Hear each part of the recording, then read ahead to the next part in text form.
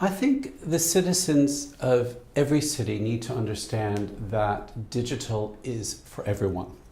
And so if you look at collaboration, it's critical that the public sector and the private sector work together hand in hand. I think we also need to ensure that the media in any city is helping to build awareness of the importance of digital inclusion. And I also think that infrastructure plays a really important role. Having access to high-speed broadband services and Wi-Fi services is really key. And I think ultimately cities and the leaders in cities need to have an open attitude towards inclusion. If I look at apps like Citymapper, which is one of the world's leading location apps, that came about because the government here in London, the Greater London Authority, allowed access to the data set, and therefore the private sector was able to come in and develop a great app for the public based upon that information. So ultimately it's around collaboration.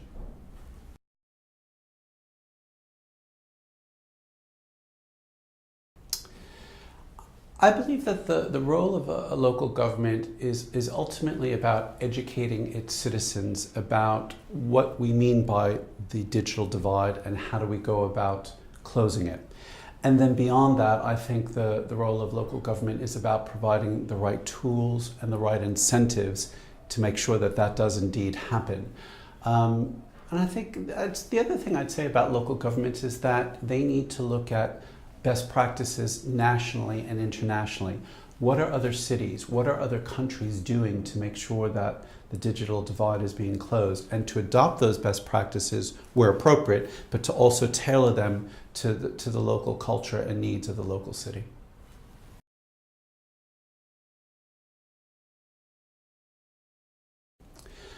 I think there are many stakeholders that need to come together to help us to find a solution for the digital divide. City governments and local councils clearly have a role to play. Infrastructure providers need to step up.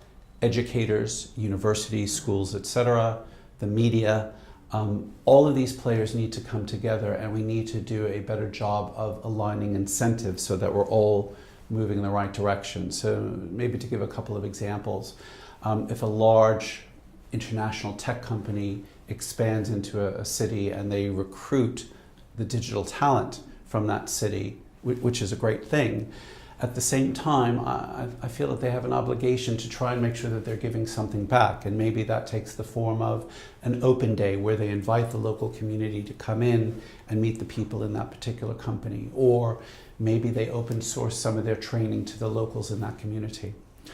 In terms of governments, I think city governments have a role to play in terms of providing access to data sets if they're not using it for themselves. So again, if the government's not using the data that's coming from that city, they should invite the private sector to come in, maybe host some data hackathons or whatever to work on that data, to develop apps and services that better serve the community. And obviously that needs to be done with security and with data privacy, but there's no reason why governments can't open up and do that. And I think London and the Greater London Authority and the Mayor of London have done a very good job doing that.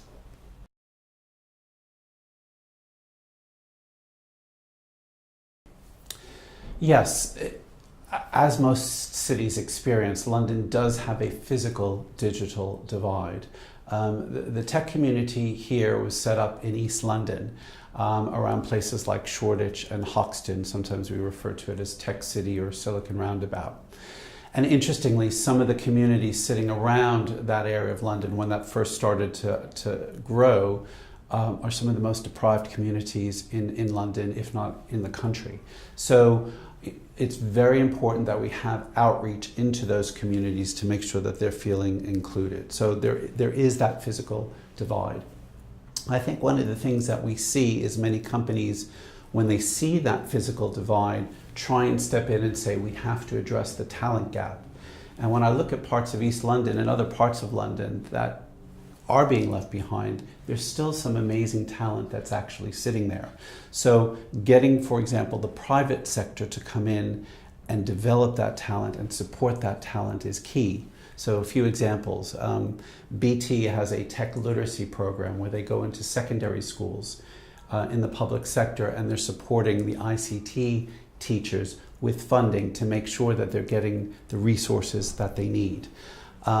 If you go into Northeast London, we have the first national college for digital skills called the Ada College, named after Ada Lovelace.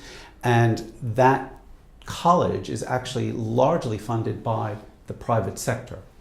And then you have initiatives, for example, like Code First Girls, and they have targeted to train 20,000 young women in coding, in programming, in digital skills by 2020, and they're looking to tap into a lot of resources from the private sector to do that. So we've got many organizations who understand where the digital divide is, and now we're trying to work on ways in which to close it, both between public sector and private sector.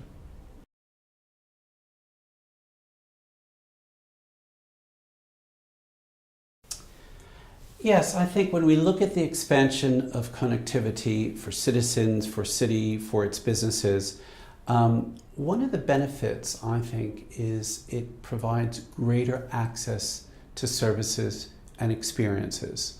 From my own experience, my own borough has done a very good job putting many of its online services, and just even some basic ones, onto the web that I can access. Companies are coming up with great experiences that you can get through your online channels that you may not be able to get through the physical experience. There's also cost efficiencies. When I look at governments and think about how they can benefit from this, the opportunity is to perhaps reduce some of the government bureaucracy that many citizens get frustrated by, eliminate some of those extra steps or a lot of the paperwork, and put a lot of that experience online. Now, if you're prevented from doing that because you're afraid of accessing the internet, or you don't know how to do it, or you don't have the money to buy a basic digital internet service, that's a problem. So we need to make sure that we're all working together to have those people who feel cut off, to give them access to those experiences. That can be a great benefit to many of them.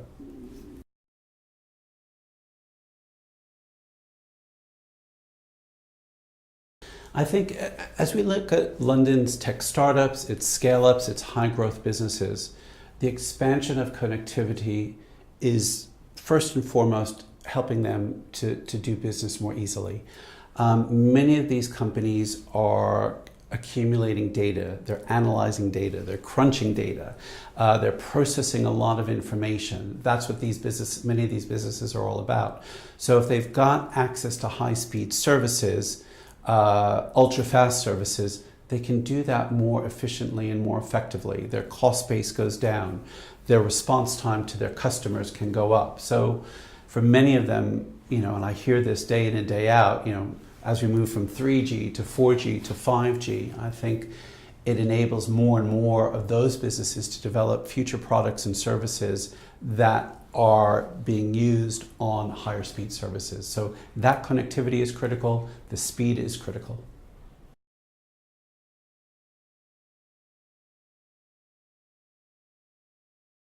Yes, I think both wired and wireless is critical and important, and we have both of those in a city like London. So let's keep going, let's keep developing them. Let's make sure that those services are also interconnected with each other, so that one of the things I talk about a lot is it just needs to be a seamless user experience. Most people, whether they're on a wireless technology or a wired technology, are not so fussed about that. They just want to be able to use the service to access products, to access services, to have a great experience. Maybe it's using their social apps as well. So that's critically important. I also think that in order for that to happen, government should look at grants in terms of getting small businesses to adopt these ultra-fast services.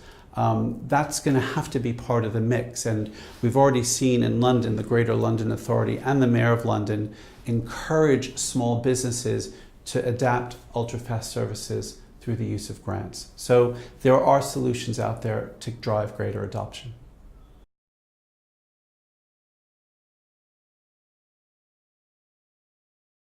I think London, like most large cities, really need to understand that digital benefits everyone and that nobody should be really left behind. And as they do that, and as they convey that, I think it's important that we give people real-time examples of how that can benefit people.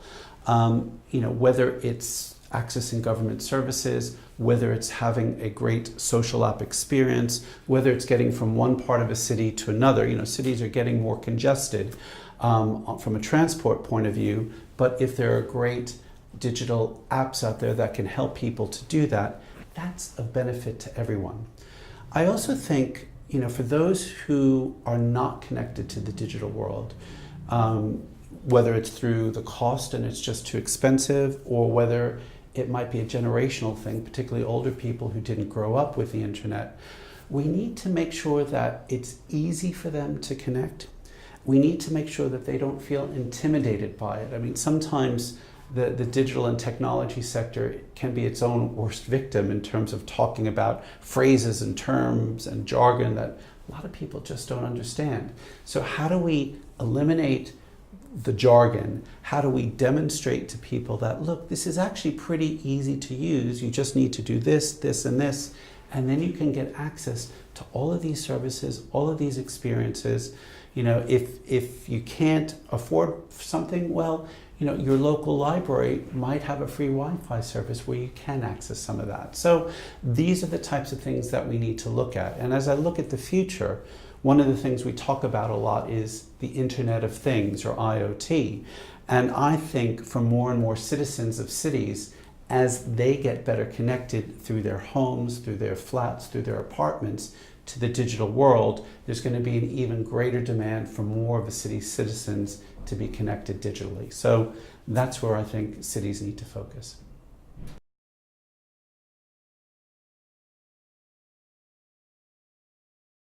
Link UK is an excellent initiative supported by BT that will provide ultra-fast broadband speeds to the street level.